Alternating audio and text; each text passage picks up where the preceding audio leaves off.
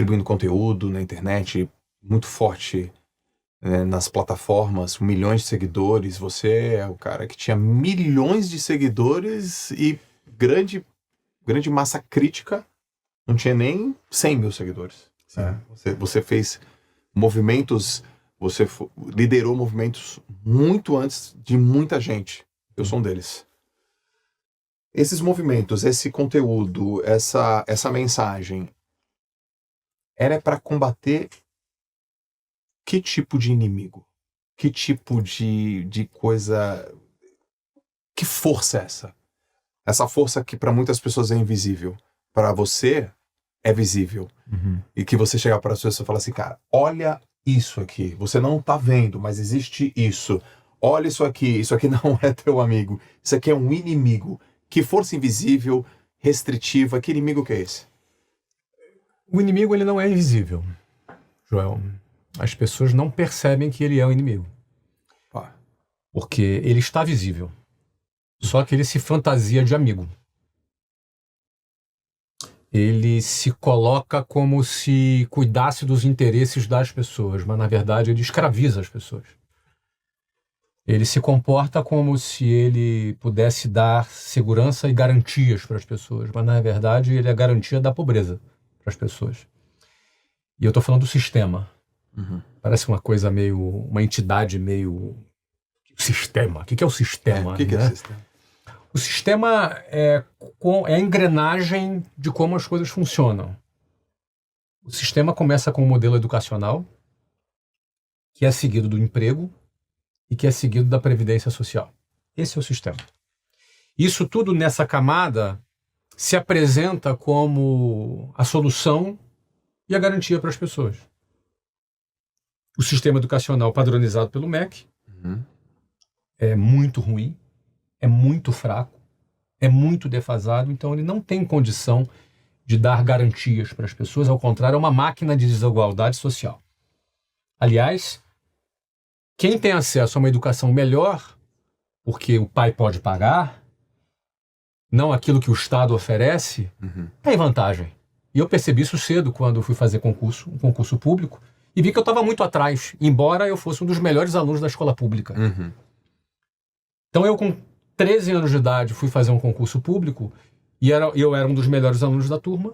Me dei conta que eu era um dos piores daquele concurso. Então eu me senti enganado. Eu estava seguindo uma cartilha à risca,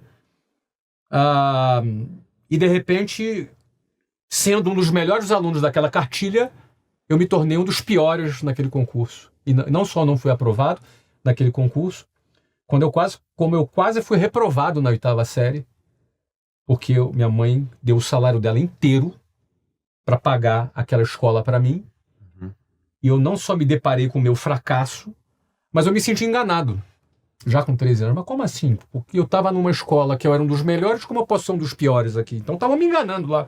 Sim. Estava me enganando. Depois, no final por 3 anos eu fiz o mesmo concurso até ser aprovado, mas levei 3 anos. Tirei a diferença, mas foram intermináveis 3 anos. Eu parei de estudar, inclusive, não fui para o ensino médio, porque eu foquei 100% naquele concurso. Sim. E aí depois, eu indo para a escola, eu pegava um ônibus que passava numa rua, que se chamava Avenida Suburbana, no Rio de Janeiro, e essa rua é uma rua cheia de bancos. E eu percebi que, numa determinada data do mês, aqueles bancos ficavam com uma fila interminável, rodando o quarteirão. E eu achava estranho, eram só velhinhos, né? Naquela fila. E uma vez eu perguntei para uma pessoa dentro do ônibus, os ônibus eram lotados, eu em pé, do lado de uma pessoa, eu tomei coragem e perguntei para aquela pessoa do que se tratava aquela fila. E ela falou para mim, aquilo ali é a fila da aposentadoria. Eu olhei para aquela fila da aposentadoria, vi um monte de velhinhos, um calor de 38 graus no Rio de Janeiro, com uma sombrinha, né, com um guarda-chuva, naquele calor, esperando para receber a sua aposentadoria, que certamente era uma mixaria. E aí eu me lembro, quando eu olhei para aquela fila e falei, eu nunca na minha vida vou estar naquela fila. Nunca eu vou entrar nessa fila. Porque aquilo ali é o quê? É a fila do último estágio da vida de quem está dentro do sistema, que é a aposentadoria. E olha que naquela época não é como hoje. Naquela época você aposentava com 50 anos, depois teve reforma da Previdência, passou para 60, depois teve outra reforma. E vai ter outras, porque a conta não fecha. É um modelo falido, é um modelo que promete garantias, promete segurança, mas é um modelo completamente falido. A conta não fecha da Previdência e não vai fechar. É impossível fechar. É uma questão matemática. Então, no fundo, esse inimigo, ele se apresenta como amigo, mas na verdade ele é inimigo. Por que é inimigo? Porque o cara passa 10, 12 anos estudando nesse modelo que é falido, depois ele vai para um modelo trabalhista que explora a pessoa. E aí não é o empresário que explora a pessoa, é um modelo que explora. Por exemplo, o funcionário tem o FGTS. O que é o FGTS? Nada mais é do que o dinheiro do próprio funcionário, que é confiscado pelo Estado, e que é obrigado a ficar numa conta a qual ele não tem acesso, e que esse dinheiro fica aplicado e não corrige sequer a inflação. Cara, isso é muito... É um confisco do dinheiro do cara. Não, mas isso aí é um fundo de garantia para te proteger. Ou seja, o inimigo, ele se traveste, ele se fantasia de amigo.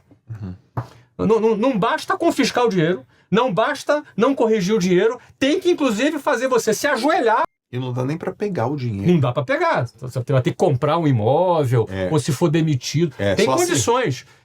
Tem condições para você ter acesso ao dinheiro que é teu. Então, cara, eu fico vendo essa situação e muitas pessoas não percebem. O 13º salário não é um salário extra, como a pessoa pensa. Ele é o salário anual do cara dividido em 13. Porque uma empresa faz um orçamento anual. Você faz orçamento na tua empresa? Sim. É anual? Sim. Pronto, então eu vou gastar tanto. É isso. E aí ele pega o salário e divide em 13. Então, em outras palavras, é um empréstimo compulsório que o empregado faz para o patrão. Ou seja, o patrão vai pagar o último salário dele do 13º mês e sem correção. Sem nenhuma correção. E você tem que levantar a mão para o céu, porque estou ganhando um salário extra. Não é salário extra. As pessoas acreditam nisso, mas não é salário extra. E aí entra a Previdência, e por aí vai, os descontos. Para pensar. Não, desconto tem muito. É um desconto descomunal. É descomunal. Descomunal, o desconto. E aí, se o cara ganha 10 mil reais, ele vai ter uns 3,5 de desconto. Aí ele recebe 6,5 na mão. Só que é o seguinte, ele custa para a empresa 19. Isso. Porque o salário dele é 10, a empresa gasta 19. Ele recebe 6,5. Só que dos 6,5 que ele recebe, Joel, metade do que ele vai consumir é imposto. Metade. Em média, hoje no Brasil, 50% é imposto embutido. Tudo que você compra. Em média, claro. Tem produto que é menos, tem produto que é mais. Exemplo de carro, por exemplo, né? Carro é uns 40 e poucos por cento, 45%, mais ou menos, né? Eu não lembro de cabeça aqui, mas é 40 e poucos por cento. Cerveja deve ser 60%, 70%.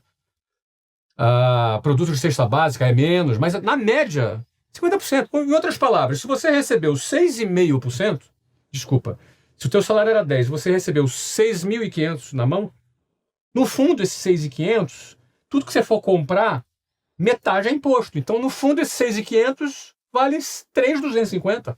Só que você custou para a empresa 19. Aí, pronto, agora os 3.250 é teu. Não, meu querido, desse dinheiro você vai pagar IPTU ainda, vai pagar IPVA.